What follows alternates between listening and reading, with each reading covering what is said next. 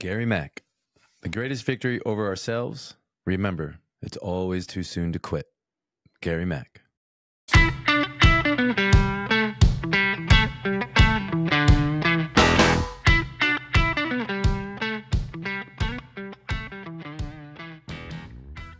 Hey, everybody. Thanks for joining us. This is Darren and Jessica Salquist with Next Level. Good vibes only. That's right. Let's break down that little but powerful quote by Gary. Gary Mack. Gary Mack's in the house. He wrote the book Mind Gym, An Athlete's Guide to Inner Excellence. That's what we're going to be referencing today as we talk over the Mind Gym. Our last podcast we did was on focus, which is a lot of mental strength and repeating and flexing that area of focus like a muscle, flexing it like a muscle and utilizing it in a sense. So that's what we're going to be talking about today as we go through the Mind Gym. And again, what Gary Mack talked about right there is the greatest victory over ourselves is never quitting, right? It's always too soon to quit on ourselves. That's the only way you fail at something is by quitting. That's the only way you fail is by stopping and giving up and not continuing. And the goal to remember is it's probably a good thing maybe when you're feeling challenged and you're setting up goals and you feel like you're not hitting that goal and like, oh, it's not meant to be. It's not meant to be. And again, we've talked about this past. It's not you. It's your process. That's all it's about. It's finding the right process, finding the right steps that are going to work for you. And we've talked about breaking this down. We're going to talk a bit about that a little bit, as well as setting up goals, talking about maybe what limits that we're going through. We're going to talk a little bit about confidence, consistency, and what putting in this all together, like what success in life might look like for you. I like it. I think of the fact that it's time to hit the mind gym. And when you're talking about the fact that, not quitting and just doing something, if you're thinking about the gym, right? We talk about our physical bodies all the time. And we want to incorporate more of the mindfulness and thinking of going to a mind gym itself. Because you're practicing, like when you go to the gym and you want to PR your weight to be, say you want to bench 150 pounds. You're not just going to walk in and put 150 pounds on and you try to bench it, right? You're talking about yourself right now. Well, I'm not even at 150 pounds anymore. So I was trying to make it sound really good. Make sure it's not about me. No. I almost put in a caveat for me. But so when you go, you're not going to just go put on 150 pounds for me. And I'm not just going to walk in if I haven't been lifting for a while and just try to lift. So what I'm saying is when you hit the gym, the mind gym, it's a process, right? It's steps. It's taking action. I think somewhere in this book, they talk about inch by inch is a cinch. And it's just basically, it made me think of, I'm not going to quit. I'm going to hit my goal, but also I'm going to work towards it. And I'm going to create a plan. So today I'm going to start at 100 pounds and I'm going to, work up to how long is it going to take for me to work up to that 150 pounds? Because it's not just about, all of a sudden one day it being there. That's the same with our mental, our mindset and our mind gym. When we go to the mind gym, we are creating a plan to be successful for the goals that we have of our mindfulness or our ability to apply some of these tools that we use, our ability to understand a theory that we're learning. So it's the same thing. Like, why aren't we writing out workout plans for our mind, just like we're writing workout plans for our body? Yeah. And I think that's a lot that goes on. Obviously some individuals out there do that they create this plan on focusing on self-development. And that's what we've been working on, right? Having those AM and PM protocols, doing after actions reports, doing our journaling. This is all stuff that's focused on our mindset. It's all focused on self-development as we kind of start our day off with intentional intentions. Mm-hmm. That's those AM protocols. And I get to decide what time I wake up. And that first hour in the morning is what I have the most control over. And then the hour before I go to bed is also setting up those intentions. And I have my routine, right? We have our alarm clock set up on our watches or our phones. We have an alarm clock set for 1 hour before we want to be in bed so we can get that 8 hours to 7 hours of sleep. Mm-hmm. And so that's intentional as well.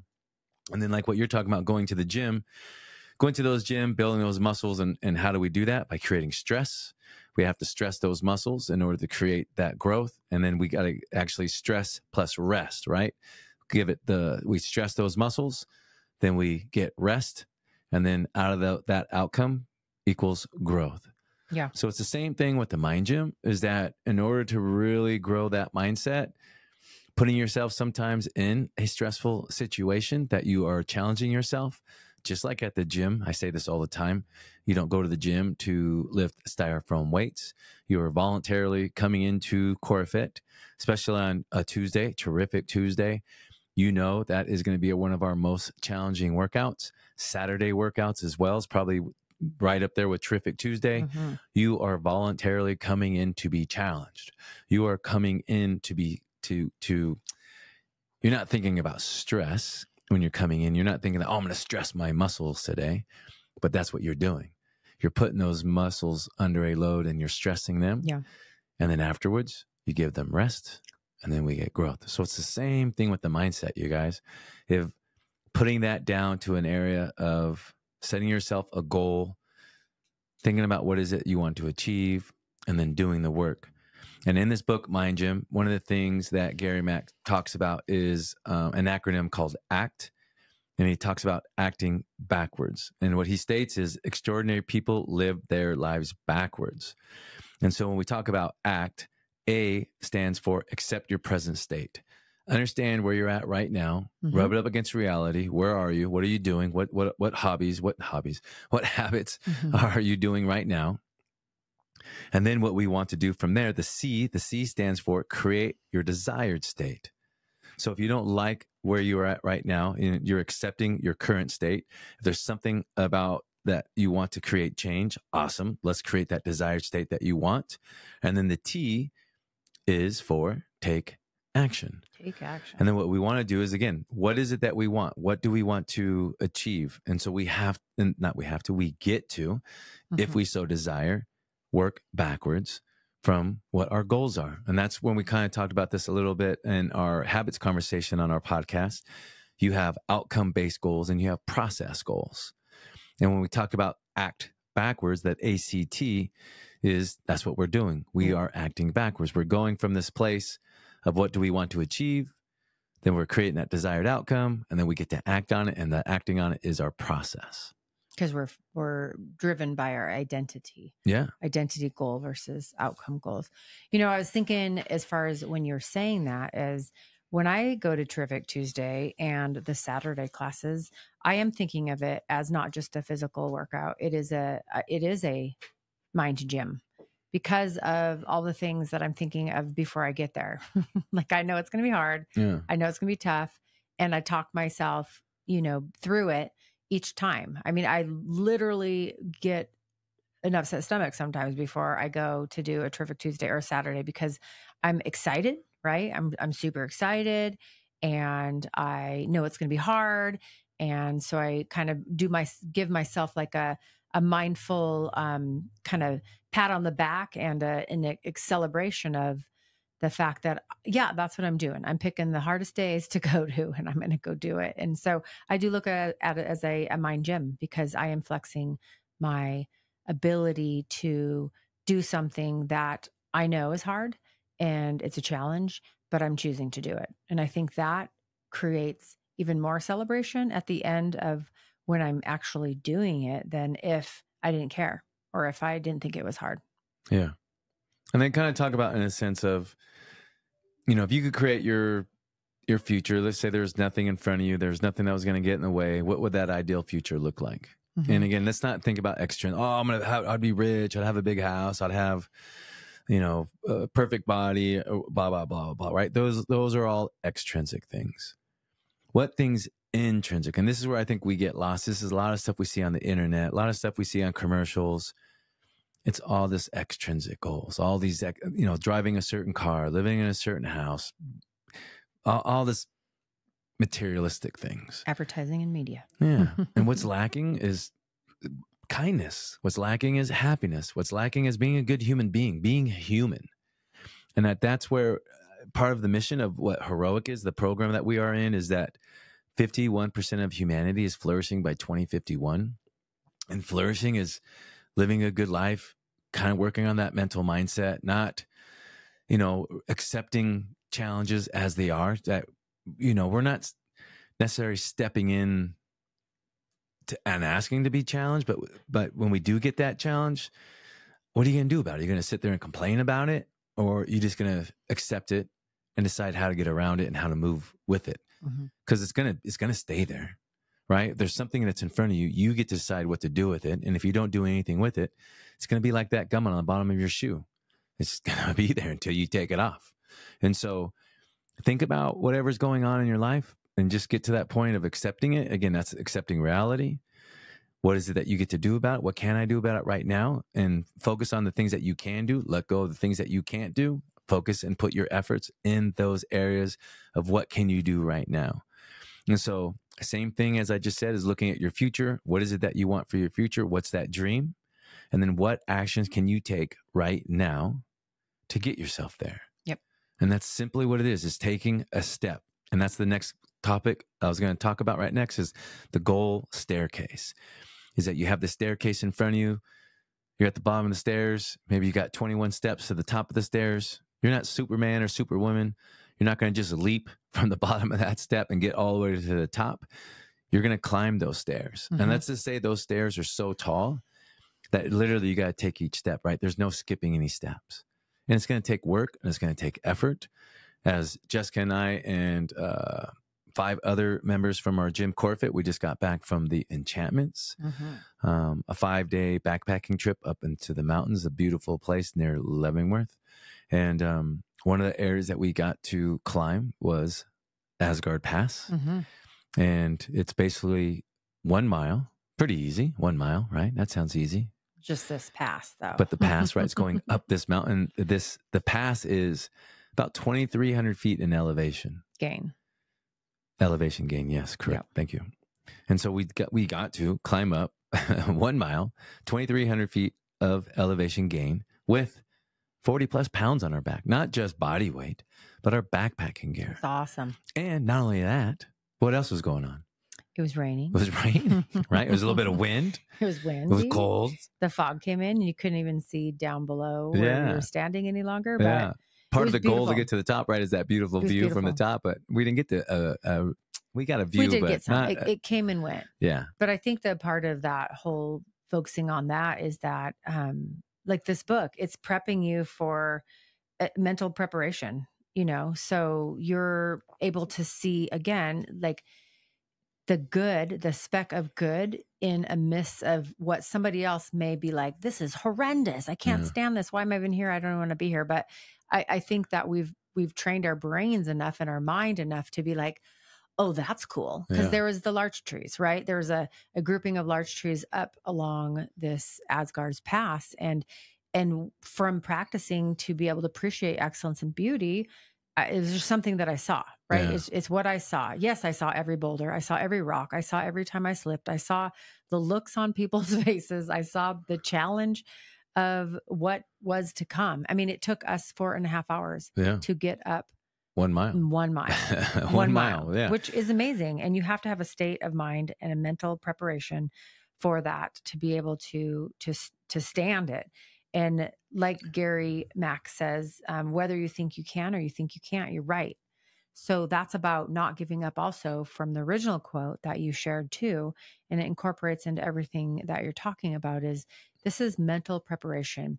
We have to provide prep and mental workout. We get to. That's absolutely for us to be successful and be able to bounce back like we talked about in our last podcast. So, you know, if we're what we think affects how we feel and how we perform. Yeah. And just being out there in the mountains was being in a mental gym, right? That mindset gym. Cause it was 21 miles that we hiked and the weather was, you know, it's October. So we know the Pacific Northwest, it could be cold and it could be rainy. It could be snow. We did get a little bit of snow flurries and basically every day we hiked 5 miles and that's what we got to do.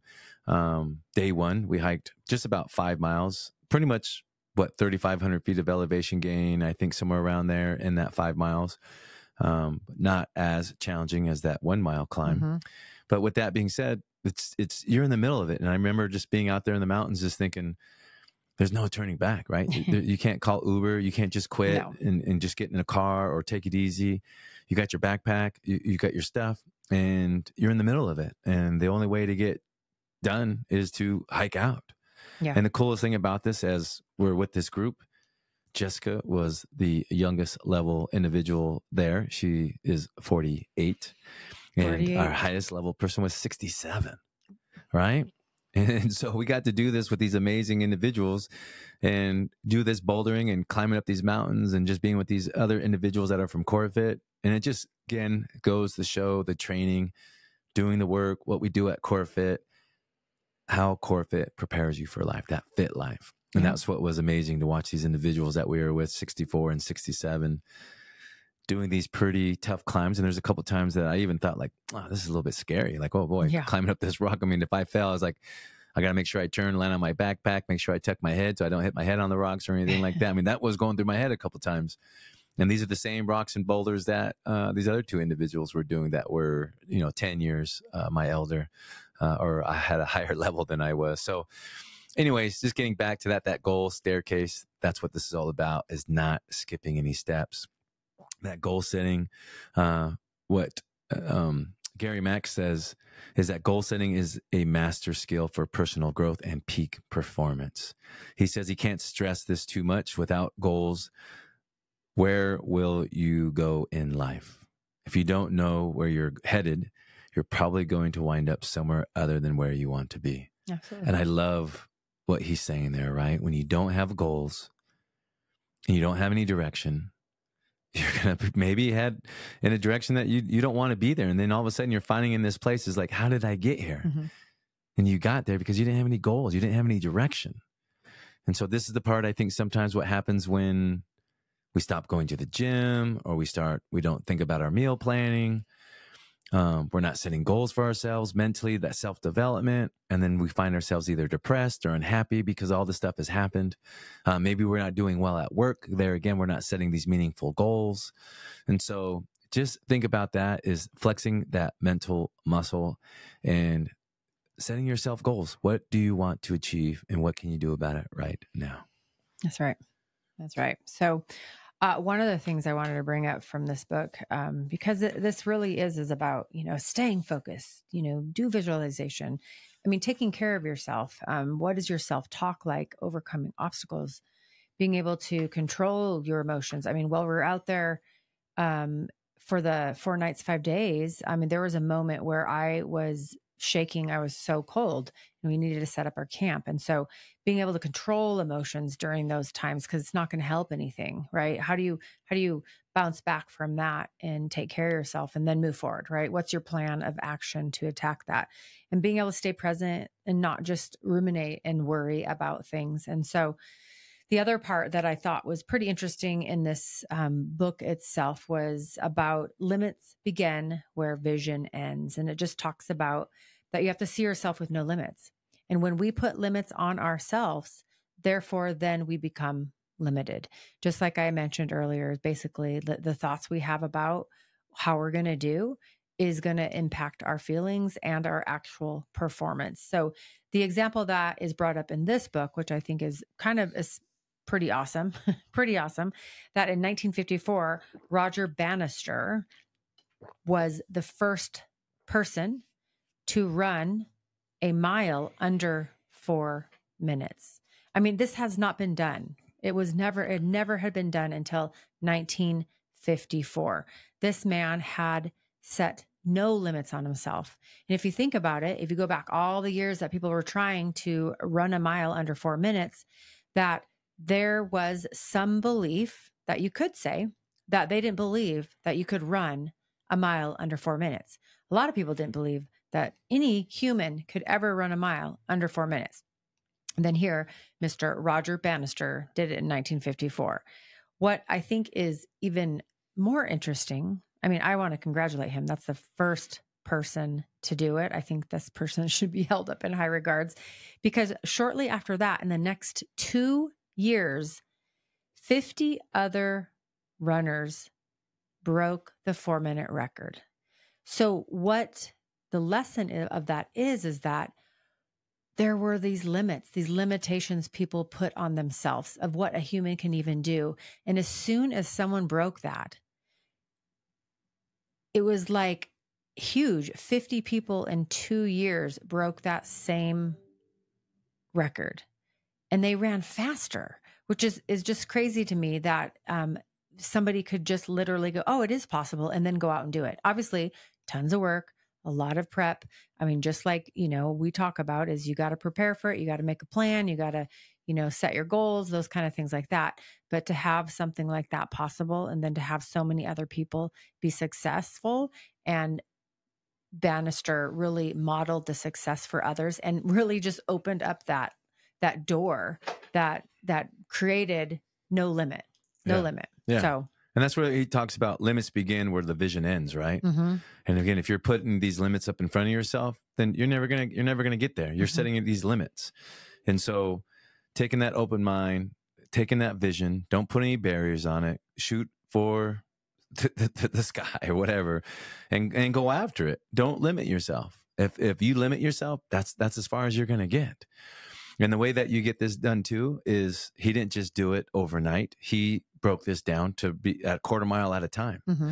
His goal was to run 59 seconds per quarter mile. And that's why if he knew he could do a quarter mile at a time at 59 seconds, that he would be able to break this record.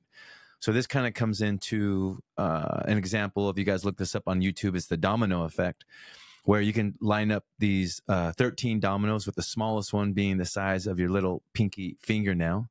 And if you go all the way out to the 13th domino, it's the size of, it's 3 foot tall and it's 100 pounds or something like that, right? And you can build them all the way up to the size of the Empire State Building or the Eiffel Tower, right? You just line these dominoes up. And that's the ability of the domino, is that domino is able to knock over that next domino that's half its size. And so by simply placing all your focus in this little tiny energy in this little area, that's how you attack these goals, is by little tiny steps. Again, we talked about this again in our habits conversation, breaking it down, making it simple, making it easy. Don't think that you have to take it all on in one single bound. Again, like we can't get to the top of the staircase without going from that first step. So breaking it down like that. And then it's hard work, you guys. Magic Johnson has a quote that talks about talent is never enough. With a few exceptions, the best players are the hardest workers. And if you go back and you watch The Last Dance, you can see how hard and how much work Michael Jordan put into all of his efforts whenever he was challenged, right? He let other people fuel him by making comments.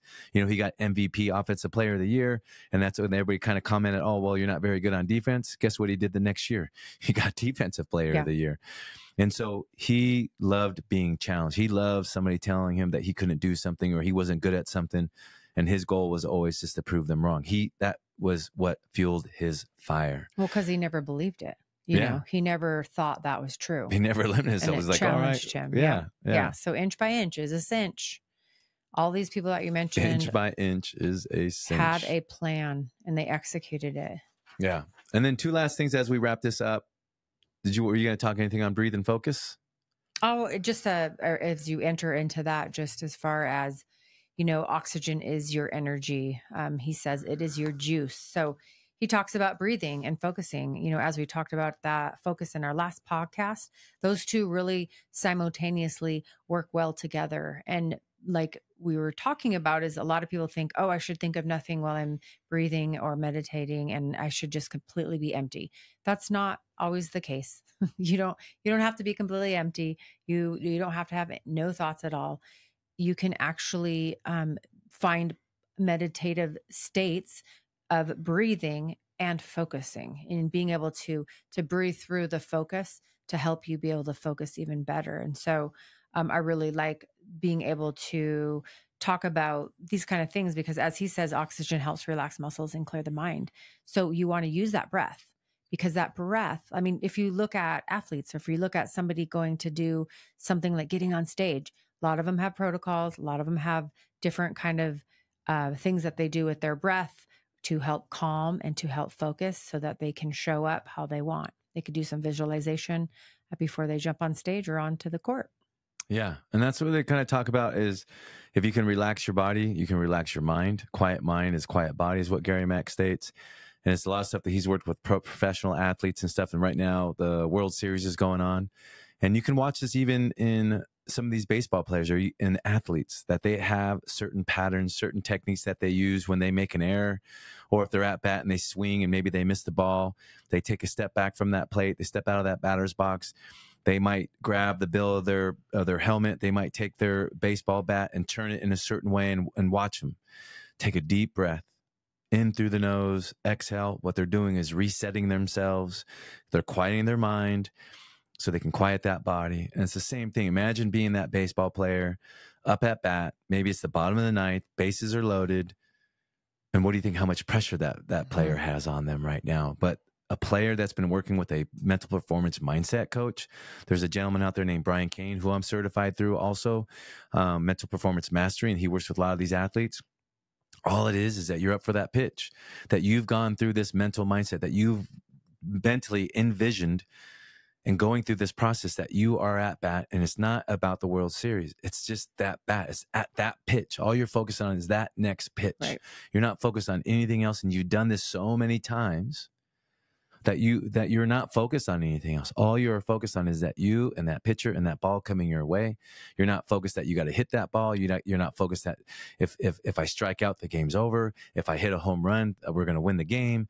You're not focused on anything, but your role is to make contact, to hit that ball at the best of your ability and be that best baseball player that you are. Or if it's a hockey player, football player, whatever it is that's going on, whatever that sport is, MMA athlete, all these individuals work with these mindset coaches, and they're going through this process to help themselves relax, to be anxious, not to be nervous, not to put this pressure on themselves. It's breathe and focus, breathe and focus, breathe and focus, and then go out there and rock it. Go out there and do that job. At the basics of this right now, the bottom line is confidence. Confidence is the bottom line. What do you think is the most important part of the mental game? It's confidence in your ability. It's confidence in your ability that you're going to be able to go up, step up to that plate, step up to whatever it is. If you're going to give a presentation, and that's the stuff what Jess and I do with our workshops, is that you've gone over it so many times that you have prepared yourself for that event, that there's nothing else that you can be but confident. When you get anxious and you get worried and you get nervous, you're nervous because maybe you didn't prepare enough, that you feel like, did I do everything enough to put myself in this position? Did I do everything to my ability to show up as my best? You don't have any control of the outcome. MMA fighters, World Series, Super Bowl, national championships, both teams, both competitors are going in there to win. And the individual or the team that's going to win is the team or the individual that executes their game plan. And they're going to execute that game plan by staying mentally focused, by not getting rattled.